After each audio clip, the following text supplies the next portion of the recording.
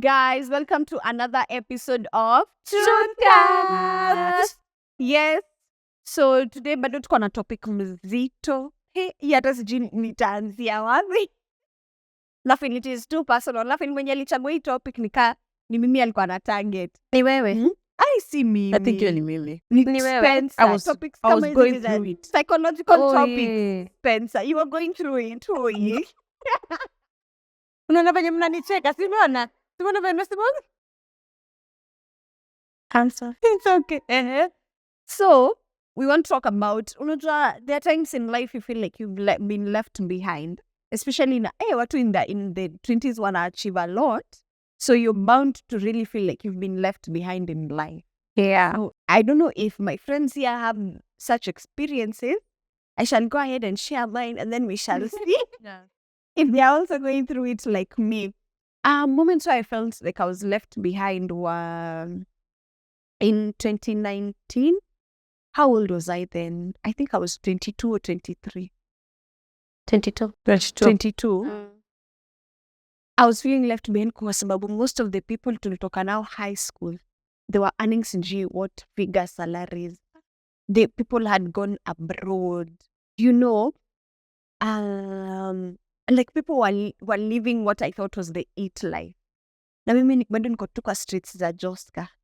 Nikichomeka huko na jua, nikipigwa na vumbi, nikingangana na tuna Shantao, you know. Hey, and then, you know, in Shantao, school fees was also, it was very affordable, but it was also still a struggle. So nilikuanga na, almost every week, I had to write an apology letter so that I access my account and do my assignments. Because tulikuwa tunakuwa rated na assignments and character and, like hakukuwa na exam, ulikuwa tu rated overall by how you're operating in class. So imagine nimefika shule, I'm eager to go do my project because I enjoyed my course. Nafika kuzia balance ya 1,000 bob, I can't access. Aya, niende bank, nilipe hiyo 1,000. Nikirudi class, my account is not opened. I have to write an apology letter. They don't care whether ni fee or what. You just apologize as to why your account was locked. Ilifika point hadi kuna time nilikuwa naandika barua. Mwalimu alikuwa anaitwa Festo, Festo. Alikupata ukilia, I think ulisema story. Nilikuwa naandika barua akakuja kanipata hapo naandika lakini na rambu, what I'm writing with tears. Akaniuliza ni nini, hata nilishindwa kuongea, akaniambia nachane tu hiyo barua nitoke niende, you know. So how that was making me feel left behind was there are people who came to school after me na walimaliza courses before me. Because hawakuwa na issue ya fee, sijui nini, you get, because me kama account imefungwa, I have to go back and catch up. So I really felt left behind. Alafu nakumbuka kitambo tulifanya video na Speo, I thought I'd be a millionaire by 22. Wow. That was me. Overachievers. Now reflect. I was so sure by 22. You were so sure? I was so sure. When I was in high school, I was so sure. I think I thought 22 was so far away. I think 22 was like 30 for me. So nilikuwa najua nitoke ni shule nikiwa 18. By 22, I must have achieved something. Yeah. You get? So I really felt left behind. Some days I still feel like that, especially in moments where uko tempted to compare yourself with your age mates. Yeah. Yeah. Hey, man. Hawa wana. You, any example you have? I think my whole life. I've been really left behind. Why is When that? I finished high school in 2015, me first of all nilikuwa najua mi Kenya amniwezi. Like, what is Kenya? Amnipoti, amniship. So, because I had the desire to study abroad. So, sikuwa najisumbua na hata I remember when we finished high school, I didn't check where I was called to. I never bothered because I knew what is this. I'm going now. University. What is the University of Nairobi? Wachani niambie, God had me. Akasema nipeni tu huyo venye huyo ni wangu. Wacheni. So I remember there's another lady. For real, I remember there's another lady who finished high school after me. I think she finished in 2016 or 2017. And she was having a conversation with me and she was telling me she doesn't know what to do. So I told her, you know what? Apply to Canadian universities. You can go. Like, it's so easy. It didn't finish 6 months. 6 months azikuisha. I said, alafu alienda kanisa hao. Vile kama Joseph. Right now we are laughing about it, but it took me to the ilinipeleka. I used to look at God. This girl doesn't even serve you in church. Me, I serve you in church. You know, this girl is not this. Because with those times I was having in our teens church very faithfully. I was in charge of the worship team, and then I was also a part of the leadership team. So we used to meet every week without fail. Yeah. And we used to meet Friday afternoon. So Friday afternoon, you would not find me. Even my sister knew. In as much as we were working together, Friday, lazima siende. Now this girl went to Canada. It was the epitome of feeling left behind. I kept holding on to the fact that maybe a miracle will happen. And then I applied for school and I got accepted to a Canadian school, and I was elated about it. But then now it came to a visa. Kuna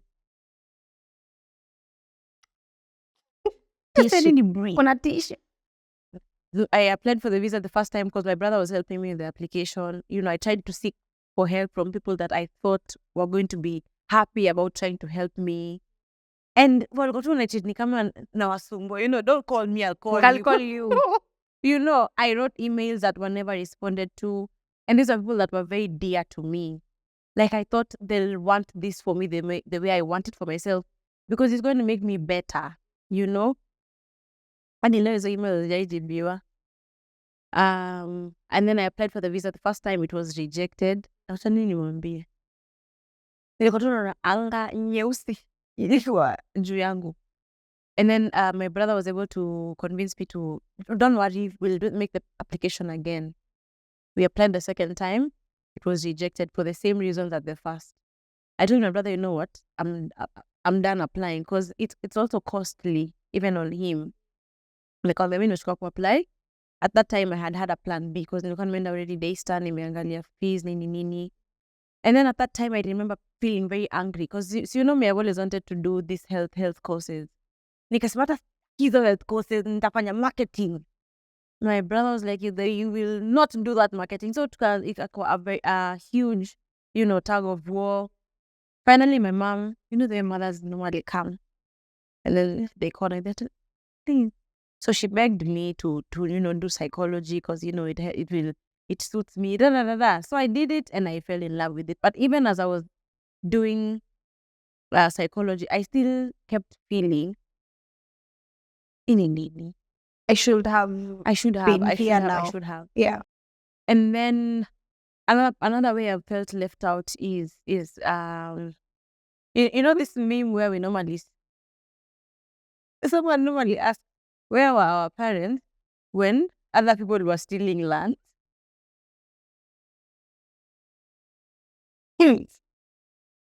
Let's just hold on to that Let me statement. tell you, the first time I saw that meme, I really related with it, because I asked myself, in humble background,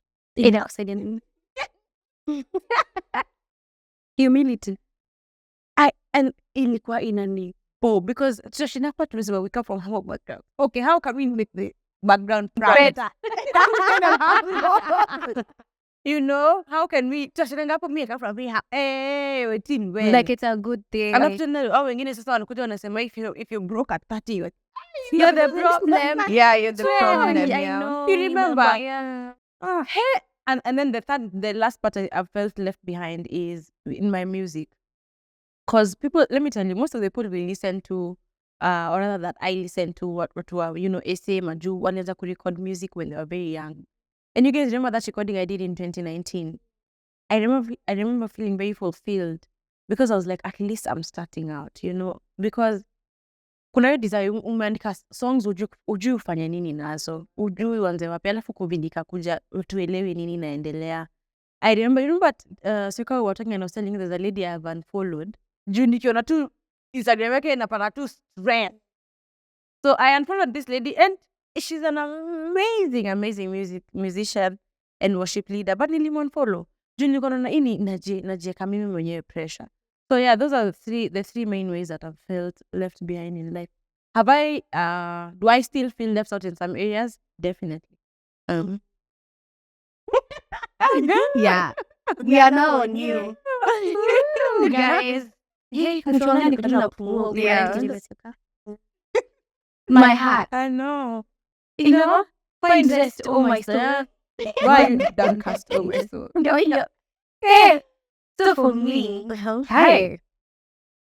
feeling left, oh my God, this conversation is about to take a very... But anyway, we shall be honest, or rather I shall try. So for me, feeling left out started when I was a very young kid. Firstly, my first feeling left out was with a functioning family. A normal, is it? This question of what is your normal keeps coming to my head. But anyway, like just a normal, functional family. I didn't grow up with that. So now that I think that's how my personality also grew. I'm not really an introvert. My social battery just dies quickly. I do. But my social battery just dies so quickly. So quickly. I don't know what but I remember I was a jumpy kid. I was everywhere. Oh my God. I loved people and that's when I grew up, I realized what I was doing was coping, but I didn't know I was coping. You get, like, I just, nisikize watu, nisikize mtu cheke. Junajua, kwenda nyumbani, my God, it's gonna be a heavy one. So for me, that's the first space, or rather my first encounter with feeling left out, family-wise. And then number 2, feeling left out was, would I say high school? Or rather when I pictured my life to be different once you hit the 25-year mark. Yeah, I hear you. Really. I thought I would have, there are a few things that I really, like these things, if you ask me, I think I was begging God. It got to a point from prayer, or from a point of faith, to a point of God, that's it. Sure, you get. And then after all the begging, I was like, you know what? And in my head at the time, I think I thought it was me, faith. And then you get to that mark and you have nothing to show for it. And I'm like, you? So what was I doing really? You ask yourself so many questions. And then, like we've had this, I've told you about this friend of mine. Unaona story yake. Oh my God. Are we praying to different gods? Which mountain is highest? I know, like it's a serious thing. Personally, I remember feeling like this babe definitely has. You get, like, I was like, we are praying. How does she pray? I remember I told her, I don't know what you were talking about. She was telling me some great news that she was having. And I was like, I was very happy for her. And I was like, bro, so how do you pray and what time do you pray? Seriously. I bluntly asked her, so how do you pray and how is your relationship with God? I really wanted to understand. Probably I'm doing something wrong. You get. And then I remember Akakwambia? I just pray and fast because I'm not fasting. There was nothing really, I don't know what I was looking for in that answer. I think I was looking for something different that she's doing that I'm not doing so that I can incorporate it in my journey. And we were doing the same thing. So for me, I had to remove her from my, not mind, from nilimute. Unajua with your unfollow kwa sababu there's nothing you guys are not. Yeah, we don't have beef. friends. And we don't have beef. It's just that when I look at her life, I'm thinking her life is moving. So I remember this babe Ali graduate. She's in a job. She's moved out. She's in a happy relationship. She's now married. Like she's moving Perfect picture. In less than like 2 years, this babe has achieved my old prayer request.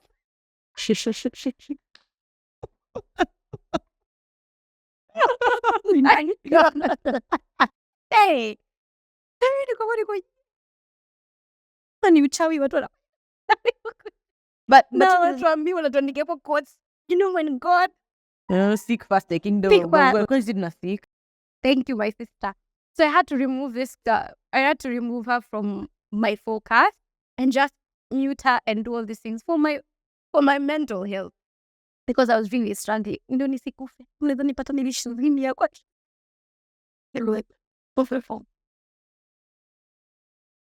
tuko kwa mbinguni na Mungu anashtuka nimefika. Anashangaa. Surprise. Ayo, itwali. Yeah, so for me, those are the areas I felt left out when I was young, family-wise. Then now, with when I say with God, I felt like God was doing these things on purpose. And I felt like that was so mean. That God was leaving you out on purpose. And I felt like he was being very mean. Very mean. Very, very mean. And I was so hurt. Yeah. Yeah. There's a discussion we were having the other day when you tulikuwa tunafanya birthday. Happy birthday. And I don't know if it was you or Tata said that sometimes that liberated me. Sometimes we look at someone's life and we're thinking, come on, we were 2 years. How are you achieving all this in a span of 2 years? And it seems like it was so easy for her. And so, one of us said that, unaweza pata mtu kama huyo, she's riding on someone's prayers. Yeah. Kuna mtu aliombea hiyo maisha yake na akaisafisha vizuri, whereas for us or people like us, we're starting from scratch. Si ndo tunakuja tuvunje hizo generational, sijui what, guka yako alikuwanga mchawi, sijui ako yako sijui aliua nani, sijui the auntie of your grandmother sijui did what there. So for us tunaanzia from there, but there are people, they were lucky enough or graced enough to have people who dealt with those things. Na wao wanakuja tu nyoe. An example I can give, but it's not matters what we want now, but it's an example. Yeah, Prophetess Leslie say. So she was saying her mom and struggled na barrenness, and she prayed for that thing. She prayed, and eventually she was able to conceive. Leslie say alisema yeye akipumua tu hivi, wanake ingia kwa room apumue tu hivi ameshika mimba, because someone else prayed for that. She doesn't have to struggle there. So some of these people have had that. People, they're riding on other people's prayers, whereas for us tunaanzia from somewhere. I think that you're done. I think now in the midst of all these things, I think I sent you that video. I saw now that conversation we were having, I saw this Apostle Joshua Selman said that it's a TikTok video. He was saying that some people are starting from zero while others are flying on the prayers of their grandmothers, their mothers. You know, they're using that grace now, like the woman of God, Leslie. For her, she doesn't have to start from zero at oh God, fasting for 1 year. You understand? She doesn't have to do that because somebody else did it. And for me, it was liberating because I looked at this girl's life now, this particular girl I was talking about. And I didn't really analyze, but I looked at her mom, and the mother is a prayer warrior. You understand? And I was like, it makes sense. Because probably these are things that her mom prayed about. Like when we were having this conversation on your whatever, I was telling you guys that this babe has never dated a broke guy. And it's not that she is like that. Looking for them. It's not that she's there. She's like, I can't date, passengers. Pedestrians. She does not say that. That's not her thing. She's a very loving girl, very accommodative. Ameonyesha character development. Yes. And in the aspect of not dating, she has never dated a broke guy. Ni wale wa monthly allowance, she does not even have to ask. Ni wale wa Girlfriend just allowance. Just because it's a Tuesday. Yeah. Yeah. And I want to see you smile. Those type of babe. Yeah. And I was like, this guy, kwani ni uchawi tunafanya? But then, once I had that video, what Apostle Joshua was saying, Yes. yeah. Once I had that video, it liberated me and I understood this girl is flying on the prayers of her mother. No, plus now the ones she's making is lifting her. Mimi, naanza sasa groundwork. From the foundation. But hata hiyo groundwork bado inaweza chosha mtu. Sasa ni kuchimba. That's why for me, I'm not seeing the result as quickly as she is. And that's why, you know, the frustration was coming. And I was, but then after I had that, I was like, you know what? Kila mtu na kiatu ya kwake na njia yake. You get? Yeah. There's something Spill said on our previous episode. Sometimes kitu inakustress kwa sababu kuna kitu mahali ya kufanya right. So where I'm heading is that might not be the case for everyone. You know, you're doing the right things, nini, you're with the right people, you're praying and all that. Kuna mtu mwingine ako too lazy na ana feel left behind. Why are you feeling left behind? Just get up and do the necessary things, like working on yourself. You know, job. For me, when I started working under people matters content creation, ulikuwa unapata there are some mistakes I used to do. But sahi currently mtu akakam kwangu anataka the same services, my rate is higher. Kwa sababu nilichukua hizo corrections that were hizo criticism that was given na nika work on myself. I know, okay, here I did this and this and this. So next time I have improved nini. So if kama kuna mtu alikuwa ananijua January, maybe I was earning maybe 100 for example. Alafu sasa akuja hapa tena earn 600. Anza kusema, kwani which God are you praying to? But really, I have definitely worked on myself for my rate to get there. So sometimes I think it also just takes working on ourselves. Unless you're sure kabisa you're doing everything that needs to be done. I feel like the conversation with that, babe, is of I feel like the conversation is different when we're talking about things we can measure. For example, like job, organization, you that is starting as an intern, comparing yourself to someone who has been in that organization for 2 years, you're not at the same level of exposure. You understand? So if they're earning 600K and you come in and they're telling you they'll give you 30, and they'll give you lunch. Fair. Transport. They'll give you that. You understand? Or rather, let's just say they're paying you, they're giving you 30K. You can't say 30K and it's unfair. For me, I'm thinking that doesn't make sense. Because number one, you don't have exposure. You're just starting. You understand? And even if you feel like you can do better things than that person, you really can't. You haven't yet shown us what you can do. Christatemo, Christatemo, Jesus, not my brother. He says a student will never surpass the teacher. You might be better. He might teach you and you become better, but you will never really surpass. It's a principle thing. You understand? So you might come into this space or this office and you feel like you can do it and you can actually do this work and bring in insights, blah, blah, blah, blah, blah. But you cannot sit down and compare yourself to your manager. You understand what I'm saying? Yeah. This person has 5 years, 4 years, 6 years. They definitely know stuff that you don't know. And you just need to humble yourself and sit down and learn. And then now there's the aspect of life where we did not sit down and look. So when do you want to marry? 22? Fine. You? 25? Fine. You get things that are just left for the Lord. Yeah, I know. That we are battling to get our sanity. And you see the thing with feeling left behind is it's a feeling. And feelings stem out from our thoughts. And our thought, in psychology, we normally say, not all our thoughts are true.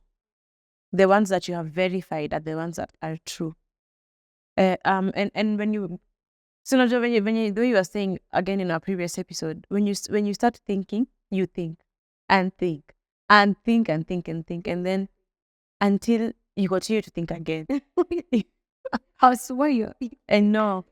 And then you find yourself in a space where you have compared, and you have forgotten about your lane.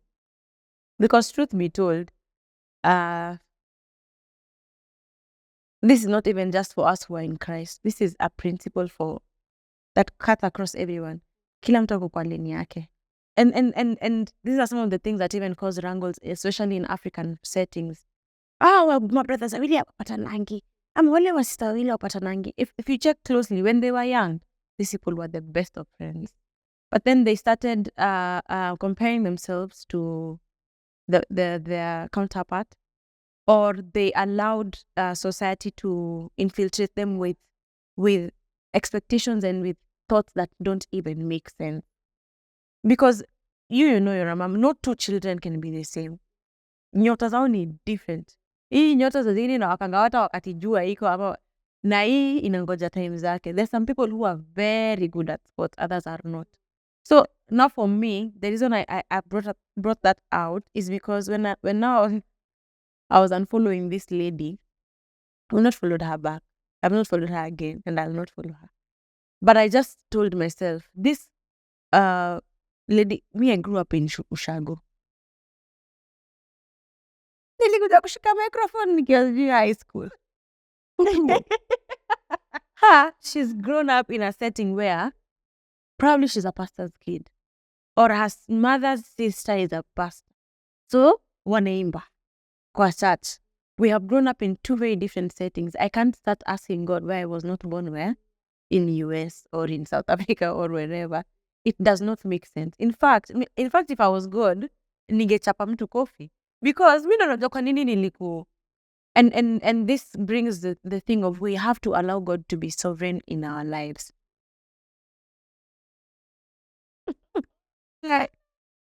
Very painful truth I want to cry even as I say it. But we have to allow God to be sovereign in our lives. Especially because now we are of the faith. And our lives are totally submitted to God. Because when we start comparing, we are not even, you know, the Bible says that we should consider ourselves the least. So as this is najaribu kumatch up to people who are, they eat. But the Bible is actually telling us, you are supposed to consider yourself. Now amongst the three of us, the Bible says I should consider myself the lowest among all of you. Because Paul writes and says, me, who I'm the least among all the apostles. Paul, with all those books that he wrote, he still considered it. And he says, Pia nyinyi, consider yourself that way. This feeling of being left behind, is it a feeling that can be stopped or that can be blocked or that can be avoided? Definitely it can. But sometimes it's inevitable. You know, we are human. As much as kuna bimbilia, na kuna what we are supposed to do, it's inevitable. It's especially if you have goals, if you're ambitious, the way us guys are ambitious. Miss Cuisine, God, I'm so ambitious. I submit my ambitions to you. Reign over them. Because sometimes it becomes very ungodly. See, remember, Nene, Papa one day was saying that when you're envious, you can be a witch. You can make some prayers. You know, the line is you can very be thin. already The you line are. is You thin. can be. Because it's okay to envy, like the way your wig is so beautiful. I can envy it. But borderline. Sasa nianze kusema, hey, magisi hizi kazi yake anaonganga tu kubawi. Kwa nani anakwanga na sijui nini uko. Don't Or understand. you start even thinking of ways to make it ugly. Yeah. That I don't want to see it. It's the borderline is crazy. Very, very, very, very Jealousy slim. can become witchcraft. Within a snap of a finger. Because just a matter hata nywele yake isime. Na ndio Na picha ya mtu. I know. You know, it's very, very possible. So feeling left behind is a feeling. And that's why we keep saying it's apart from having friends who will, you know, bring you back to the radar, you need to be very true to yourself. Kwa sababu guys, we are running our own race. Kila mtu hapa kuna race yake. There's a reason why she got married earlier than, in fact, you know, there's a reason why when we were even not marriage was not even. and that is something we will never ever have the explanation to. You and God ndo atatuambia. Whether we think you did it early or late or in a hurry, it's not our business. There's a reason why you guys are firstborns and me am a lastborn. I will never understand, even our parents will never understand why we came in the order that we did. So feeling left behind is just a feeling, guys. It's just, you see, it's inevitable. You just need to find your ways to work through. Balance it out. Yeah, absolutely. I also think working on yourself deals, like for me, working on myself has dealt with that feeling left behind. You get? Because now working on myself in the same way bring to the reality of, this is my life, that's their life. what can I do in my own race? Like the other day you were telling me, pick up your mat and go. Pick up your own mat and walk. That's your own journey. If God was to come in, we kept accountable, God won't ask me about Speyo's life. Yeah. He'll ask me about my life. And the conversation will be now 25-year-olds go come here. It can't be Yeah, max it won't be all 25-year-olds or all firstborns, all wives, Yeah. it will be you. So you focus on you. When I was doing premarital counseling, every time tulikuwa tunashinda tukiambiwa work on you, pray for your partner. Work on you, pray for the language was nice. work on you. Work on you. So even in your life, work on you. Cheer up your other people, pray for them, thank God for what he's doing, and then close your eyes and then work on you and walk. I think that's just Because the the bottom thing, line. the thing with feeling left out is it will make you, I think we're talking juicy. We're saying you'll settle for things you're not supposed to settle for. And because you're you're not not even pressure. knowing. Not even knowing. You will start to embrace shit. Ukae tu hapo na shit. Now it stops to smell. It's true. It's true. It stops to smell. Yeah. The longer you sit Let me tell you, in yesterday I was coming from a weird from a stuff. practice session. It ended a little late, so I'm taking a mat. I'm going home. So me, I'm chilled. I'm looking for good music for the journey. I love one thing I normally do, which is weird, but I still normally do. Nikikama out na mimi God, please, sitaki kumtu mwenye atanifinya kwa hiki. So mtu alikuja hakuwa ananifinya, lakini alikuwa ananuka sigara. Alikaa hivi kama nimefungua dirisha. Mpaka nikaumiza huyo mtu. So ndio mtu alikuwa amekaa hapo mbele, alikuwa amenini. Niko na ameniangalia. I didn't care. I was suffocating. My good Lord. And I remember thinking to myself, and I prayed for mtu alikuja asinifinye. Lakini mtu alikuja kwa ananifinya. My prayer was answered, guys. But time. And then so nikafungua for a while. Also unajua ni gari metro zinaangalia zinakimbizwa na shetani. So the car was going so fast. And then so there's a part in airport kuna kuangana baridi. So nikafunga hiyo dirisha. Nikaona hakunuki tena. You get. And then a few minutes later I started feeling that smell and then I opened it. What I'm saying is sometimes you will settle for things. Joe, I thought about leaving that mat because I was like, guys, and then I withstand his harufu. And then I was wearing a big jacket. Sikuwa nataka jacket yangu nje kunuka sigara, mtu ashangae kwa ninavutanga sigara. So I thought about alighting that mat, but I decided to stay. And since I decided to stay in that mat, I chose also to sit with this smell of sigara. Now, let me tell you, when I was getting to alight, I was sijai furahi kushuka back. Because sasa nilikuwa nasikia mbaya. Alafu baridi ilikuwa inanichapa tu hapa. Yeah. And you have to keep the window open. Yeah. Baridi ilikuwa inanichapa hapa, but nikifunga harufu ndio. So what I'm trying to say is if you look closely, some of our prayers are answered, or the prayers of people who came ahead of us have been answered. Others have not been answered. They will be answered. Yeah, you've said that and you've reminded me. Juicy too, I was talking to our friend and I was telling her, in as much as there are all these stresses in each of our particular lives, good things are also happening. Very, very, very good things. And I was telling her, I hope the negativity won't cloud the good things that are happening and we are not even grateful to God. And the things that are happening now are things we prayed for at some point in our lives. Trust me, even if it was just a thought or whatever, I know we prayed for those things. A good example I can give, I hope I'm allowed to give this example. Kuna time, hizo times tukimit tu kupray, we were praying that kujengwe home. It's happening now. Imagine, everyone is proud of it. It's happening now. And other things, So my concern for us is to see easy negative things as a cloud, what God is doing now. Because I feel like negativity is hapa, And the good things that God has done are either here, same level, or a bit higher. I go lower. So I don't feel like we are being fair to God when we take so much time to focus on the negative. Amen. Yeah, so work on yourself. Walk your own race and take time to be grateful to God for the good things that He has done. Yeah.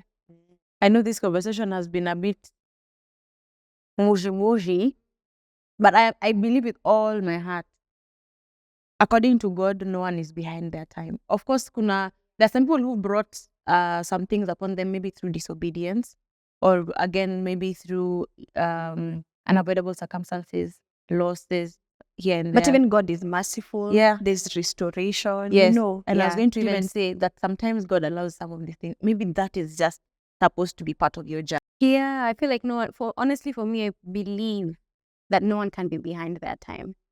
Like even with the aspects of delays,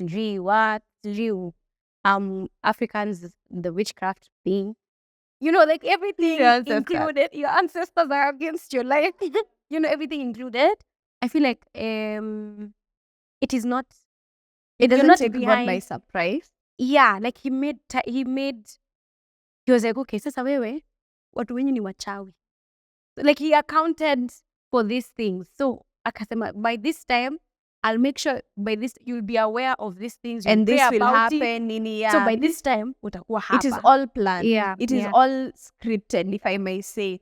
There's a time, in addition to what you have said, there's a time I was just somewhere thinking about my life. Your time I think I was pregnant. And I was just sitting somewhere. And then near me kulikuwa na chain. Zero chains. Vitu tuchuma. Chains tumeshikanishwa pieces. So you know how a chain looks like? And God was like, Maggie, your life is like that chain. Like from here, that's how everything is connected. So it made me feel even in that moment, I'm not in a mistake. Na ikanifanya nikarelax. You get? Yeah. And I don't know if it's you or Tata who sent me one of these videos of this gentleman who was saying sometimes our lives are so structured until we lose our wonder. Who shared that? I don't know who shared it with me, or I just saw it. Nice. This gentleman was alikuwa na arrange some things into a puzzle in the family work, nini. I think ni mimi nilikutumia. Yeah. And then you there's no space in your life for wonder. Yeah. But there's a way you also arrange those things. And then that's- Akazieka venye anajisikia, and there was yes, space for wonder. yes, and then there was space for wonder. So even if some of your prayers are not being answered, some of your dreams are not, kabiashara akashiki venye kanafaa kushika, relationships inasambaratika, don't lose your wonder. Do not lose your wonder, because that is the only thing that God needs to continue to show you that He can still be God over your life. Yeah. And if you feel like in your life hakuna kitu ya kuwa grateful for, force yourself to find something to be grateful for. Yes. You're alive. Yeah. Let me, as we're ending up, let me share a short story. I'm a fan of Kina Kambi and Miliwa Jesus. And I was listening to being fun. You know why? Ndo mtu afike mali yuko in that state of life. Kuna kitu alifanya yenye hatujui. You get? So I like studying them and all. And one of the things I know is major in their lives is prayer. You get? And then Kabi was sharing, before hata aowe Mili, he was sharing there's a time in his life, all he did was thank God. But not because things were perfect. Because that is the only thing. He was new in salvation, and that is the only thing he knew to do well at that time. Na alikuwa ameona tu mtu kwa billboard na simu smart. Na si iPhone or whatever, or Samsung, or I don't know ni simu gani.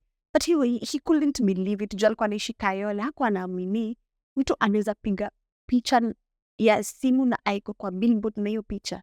How? Because in Kayole he had never seen such a thing.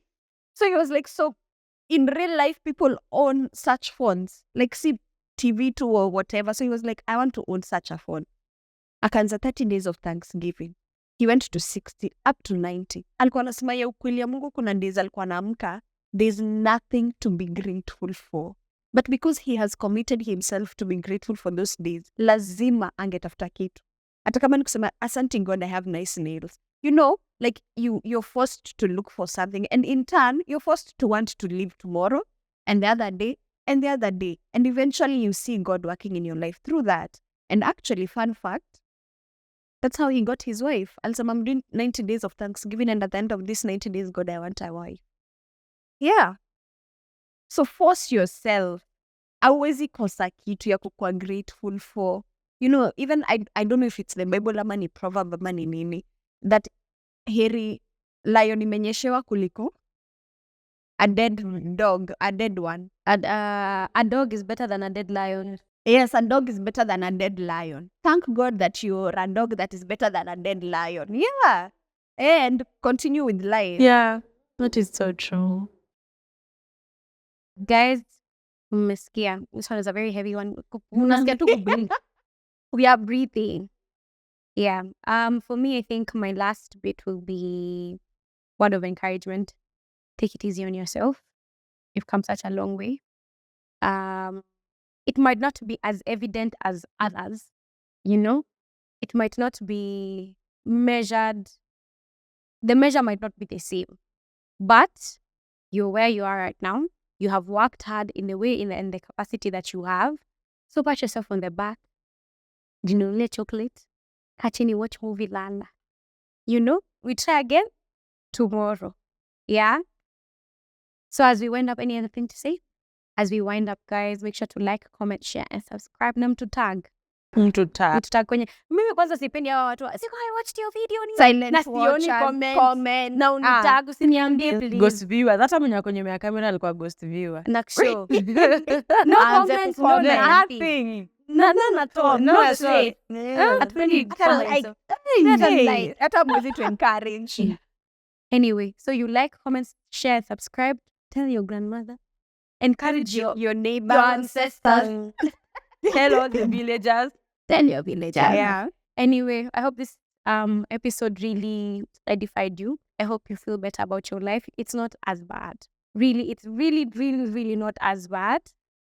Get out of your head, live life, and no skate, and no swing. Hey, I'm not gonna swing. And no swing, go and walk. Do something that makes you happy and your inner child alive. Talk to, like me, just do something. Get out of your house, leave the book there. Yeah, with journal, close it. Go outside, take a walk, see people, breathe in fresh air, look at trees. Like it will change. You'll feel a bit different.